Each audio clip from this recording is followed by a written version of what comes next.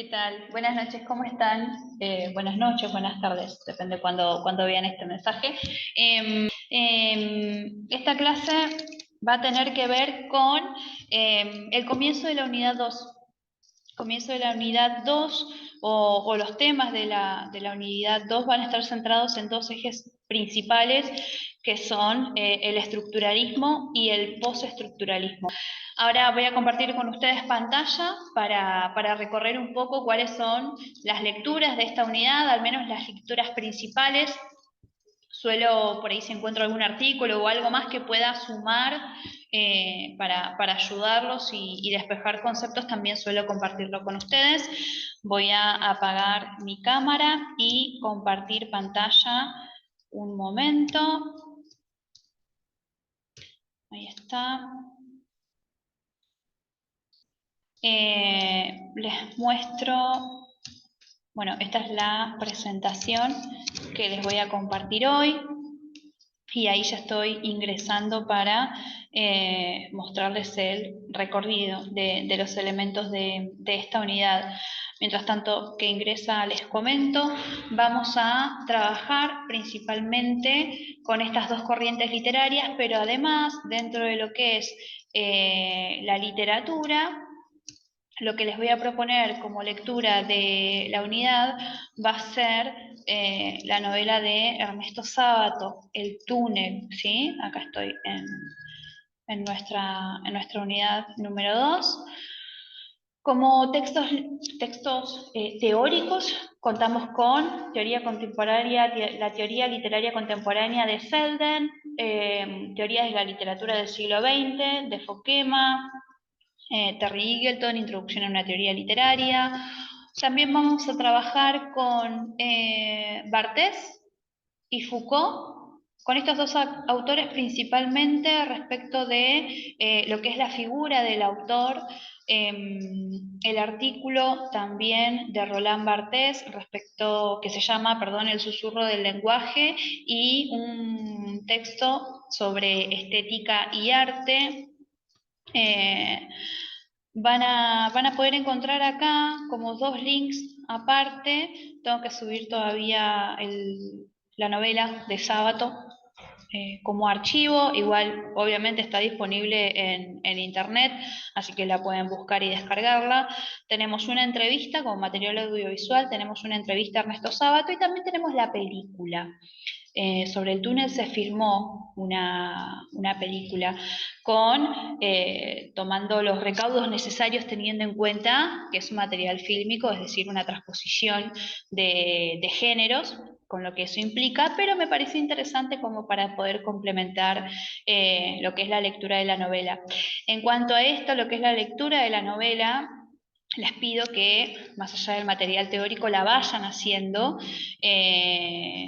vayan abarcando la lectura de este texto literario, porque lo que vamos a hacer nosotros en clase probablemente sea un recorrido general de lo que es este relato. Obviamente por cuestiones de tiempo no se puede abarcar la lectura de la novela en este contexto. Por eso es necesario que sí vayan haciéndolo, porque, bueno, además, después si no se hace un poco cuesta arriba. Pero bueno, comencemos con lo que es el estructuralismo y el postestructuralismo. Estas dos corrientes van a ser dos corrientes enfrentadas. Una va a surgir en contraposición de la otra. El postestructuralismo surge como reaccionario de los postulados del estructuralismo, perdón. Básicamente el estructuralismo va a surgir a partir de la aplicación de los conceptos saussurianos a otras áreas del saber. Esto que planteaba Saussure de descubrir el sistema que hay en la lengua, ¿sí? El sistema que hay en el lenguaje, este estudio profundo y sistemático del lenguaje, se va a aplicar a otras áreas y a otras disciplinas. Todo se puede estudiar desde esta perspectiva, es decir, que es aquello que conforma cualquier objeto de estudio. cualquier elemento que sea plausible de ser estudiado va a tener una estructura y un sistema, y la idea es descubrir qué hay debajo. No solamente esa estructura, sino la relación que hay entre cada una de las partes de esa estructura conforman, eh, que conforman ese objeto, ¿sí? Va a surgir, o su epicentro va a estar esencialmente en Praga y en París. El auge va a estar dado desde mediados de los años 50 hasta aproximadamente fines de los años 60. Más que nada, o lo principal, tiene que ver con que la visión que el estructuralismo tenía de la literatura, va a decir Selden, estoy leyendo un fragmento de Selden, desafiaba una de las creencias más queridas del lector corriente.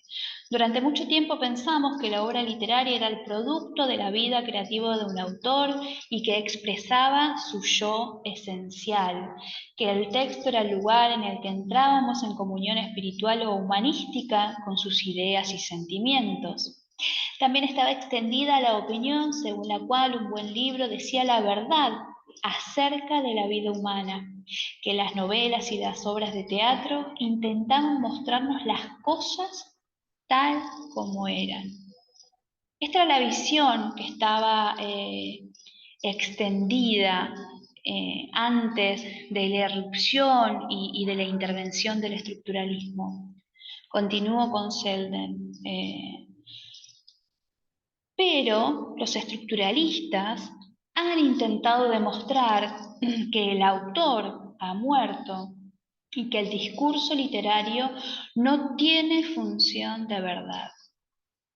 ¿Con qué tiene que ver esto? No voy a profundizarlo demasiado porque me interesa que lo hagan ustedes, pero esto va a tener que ver con que en realidad lo que nos interesa o lo que les interesa al estructuralismo es justamente descubrir las estructuras subyacentes, qué es lo que hay detrás y qué es lo que hace que un texto se sostenga, cuáles son los esquemas que conforman a un texto literario, en este caso, hablando de literatura. Por eso la figura del autor no es importante, no es relevante, porque lo que nos interesa es el texto en sí, tal como conversaban no, tal como habían postulado los formalistas. Cuando vayamos repasando algunas de las características generales de lo que es el estructuralismo, vamos a encontrar muchas reminiscencias a lo que es o a lo que fue el formalismo ruso, pero por supuesto porque están claramente influenciados los estructuralistas por la corriente formalista. Entonces, estos dos postulados o estas dos posturas van a ser muy fuertes. Repito, la muerte del autor y el discurso literario ya no como portador de una verdad, ¿sí? El discurso literario ya no va a ser un discurso en el que nosotros encontremos verdades. No va a ir por ahí. Los estructuralistas van a tratar de acabar con esa idea. Entonces, como decíamos antes, es transversal a todas las ciencias sociales, desde, no sé, la lingüística, la semiótica, la antropología. Bueno, Levi-Strauss es uno de los principales exponentes en el campo de la antropología, de lo que es el estructuralismo, ¿sí? También, continuando un poquito con la presentación, se habla acerca del concepto o la relación entre cultura y estructura. Para los estructuralistas, la cultura está estructurada. Y en esto de la estructuración, la cultura es una totalidad estructural. Y aparte de esto, lo que vamos a encontrar es que esta estructura no es consciente, no es una estructura de la cual nosotros estemos plenamente conscientes. Por eso se habla de un inconsciente cultural. Estamos rodeados de estructuras, pero están tan internalizadas que no las podemos descubrir. No podemos ver esos hilos que, por ejemplo, conforman la cultura. No podemos ver esos esquemas que arman la cultura, porque ya los tenemos internalizados. Entonces, lo que van a hacer los formalistas, los estructuralistas es, desde la objetividad, lo que va a prevalecer en el movimiento estructuralista es la objetividad, desde la objetividad buscan las estructuras subyacentes. Y hay algo interesante que van a proponer y es esto de que las estructuras son ahistóricas, ¿sí? Quiere decir que no van a cambiar con el paso del tiempo, se van a mantener estables. Hay una cierta idea de estabilidad detrás de lo que son los estudios estructuralistas. Y hay un claro desinterés por el contexto. Así como eran los formalistas, es una corriente evidentemente imanentista. Va a interesar lo que sucede en el texto. Por ejemplo, Greimas decía que fuera del texto no hay solución, no hay salvación posible. Fuera del texto nada, dentro del texto todo, cambiando un poco la frase de Greimas. El significado para los estructuralistas va a estar básicamente en las estructuras, no va a depender de variables contextuales. Entonces el significado no se va a buscar por fuera. Si nosotros arrancáramos el texto de su contexto y lo traspolamos a otros contextos y lo hacemos hablar, entre comillas, con otros textos, vamos a abandonar la perspectiva estructuralista. Y ahí es cuando el texto se abre, se multiplica, se diversifica y va a perder ese eje de estabilidad que los estructuralistas estaban buscando. Esencialmente el fundamento va a estar centrado en lo que es lo racional, lo pensante, lo concreto, de nuevo esto de la aspiración cientificista que también encontrábamos en los formalistas. Los estructuralistas van a estar centrados más en el significado que en el sentido. ¿Y por qué digo el significado? Porque va a tener que ver, o como ya dijimos antes, los componentes estructurales de un determinado objeto, por ejemplo, de una obra literaria, se van a relacionar unos con otros y a partir de ahí va a surgir el significado. Entonces, de nuevo, la obra literaria se retroalimenta, es autosuficiente para conocerla y para desentrañarla, nos debería bastar con abarcar solamente la obra literaria.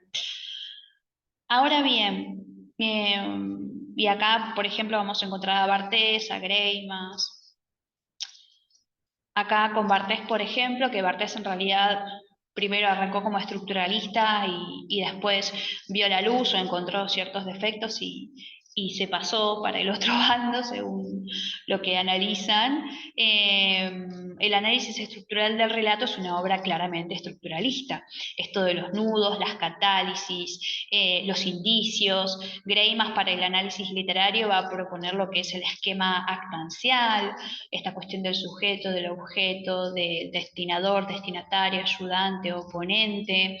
Fíjense que van a tratar de más allá de sea cual sea el relato, sea cual sea lo que sucede, no importan los nombres propios de los personajes, sino que podemos limitar cualquier relato literario y sobre todo, por ejemplo, los cuentos maravillosos, que son aquellos que tienen fórmulas más simples si se quiere, pero podemos despojar de todo al texto y en cada uno vamos a poder reducirlo a este esquema de sujeto, objeto, destinador, destinatario, ayudante y oponente. Es decir, el sujeto que busca algo, que desea algo, que va a ser el objeto, va a tener sus ayudantes para conseguirlo, va a tener sus oponentes que van a intentar impedir que lo consiga, y a la vez hay un destinador y un destinatario de esa acción. Hay alguien que se beneficia de esa acción y hay alguien para quien se hace esa acción. Bien, pasemos un poquito a lo que es la vereda de enfrente. Cambiamos el chip y nos vamos a la corriente postestructuralista. Y va a ser prácticamente todo lo opuesto. Va a ser obviamente una clara crítica a lo que es el estructuralismo, y esto comienza con Derrida, y se hace como una especie de, suena hasta como un poco gracioso, y es irónico, pero imagínense un congreso de estructuralistas. Uno de los que exponían claramente era Derrida, pero estaba plagado de autores que estaban de acuerdo con esta corriente, o al menos eso parecía. Y el artículo, que se llama La estructura, el signo y el juego en el discurso de las ciencias humanas, Derrida va a dar como el puntapié inicial, o se toma como el puntapié inicial de lo que es el postestructuralismo. Y va a ser prácticamente como una cachetada, va a ser una crítica muy dura a lo que es la corriente estructuralista. Para Derrida, lo que plantea Derrida y lo que van a plantear los postestructuralistas en general, es que resulta ilusorio pensar que hay estructuras estables, que podemos analizar estructuras que siempre son estables, que permanecen iguales a lo largo del tiempo, y que simplemente es una cuestión de aprendernos en el esquema y traspolarlo a las diferentes disciplinas de estudio que querramos aplicar este método. Entonces va a criticar esas estructuras establecidas. No es posible, también van a proponer los postestructuralistas, no es posible establecer leyes en un panorama tan caótico. ¿Sí? El cambio va a ser algo que se evidencia, y el cambio va a ser algo de lo cual no podemos escapar, no podemos negar que el cambio existe. El cambio es justamente eso, es dinámico, y la estructuración es constante. Es decir, pensemos en estructuras si se quiere, pero a la vez esas estructuras van a ir cambiando todo el tiempo y se van a ir reestructurando. Entonces el principio de estabilidad ya no va a ser tal, sino que esas estructuras van a ir cambiando todo el tiempo. Esas piezas se van a ir moviendo permanentemente. Lo que va a defender esencialmente el postestructuralismo es la defensa, es el concepto de inestabilidad del sentido. Por eso hablábamos antes de quizás un poco esto que al estudiar el interior de un texto, los estructuralistas más que nada van a hablar de significados, pero ya cuando hablamos de autores postestructuralistas van a tener que ver, o vamos a tener que utilizar el término sentido. Ya no hablamos de significados, sino de sentidos. El sentido es una cuestión inestable, el sentido de un texto es una cuestión inestable y puede tener múltiples sentidos, porque hay múltiples lecturas. También existe la pluralidad de códigos y la preeminencia del lenguaje, es decir, le van a dar un lugar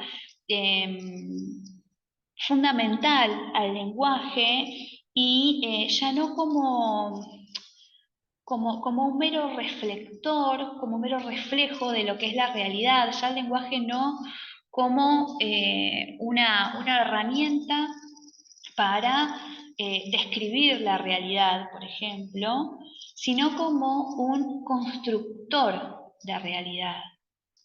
El lenguaje ya no va a reflejar la realidad, sino que a partir del lenguaje nosotros la construimos. En el lenguaje los postestructuralistas van a encontrar un potencial creador. Claramente acá lo que va a surgir es un componente irracionalista, pensando en esto de la multiplicidad de sentidos, ¿sí? Ya no va a haber algo, no va a haber una única posición, no va a haber un único sentido. Y acá esta va a ser una igual de las principales críticas que le van a hacer a los postestructuralistas, porque es como que no se puede, esta teoría no se apoya en nada, no puede apoyarse en nada. Todo es inestable todo el tiempo, pero bueno, eso lo vamos a ver más adelante. Esto tiene que ver con un repaso general de sus características principales. Entonces, si hablamos del significado en contraposición del sentido, el sentido entonces, insisto, va a tener que ver con esto del que el sentido está todo el tiempo en proceso, en desarrollo, es esencialmente inestable y es dinámico. Por eso no podemos hablar de significado de significado en el postestructuralismo, sino de sentido. Eh, Porque el texto ya no está cerrado, el texto se abre, el texto se vuelve permeable a su contexto también. Entonces se amplía el estudio de los textos literarios, por ejemplo, en lo que es la corriente postestructuralista. Entonces, este es como el puntapié inicial para trabajar o que yo les comparto para recorrer un poco el estructuralismo y el postestructuralismo. Les pido que lo hagan desde la teoría o desde el texto, la teoría contemporánea de Selden, en la página 79, a ver si me sale. En la página 79, capítulo 4, está el apartado de teorías estructuralistas, y en la página 175 del archivo que tienen subido en el campus van a encontrar las teorías postestructuralistas. Les pido por favor que las lean, que traten de, obviamente, tratar de hacer como esta especie de versus que les propongo, para ir dilucidando más en profundidad de qué se tratan cada una de estas teorías.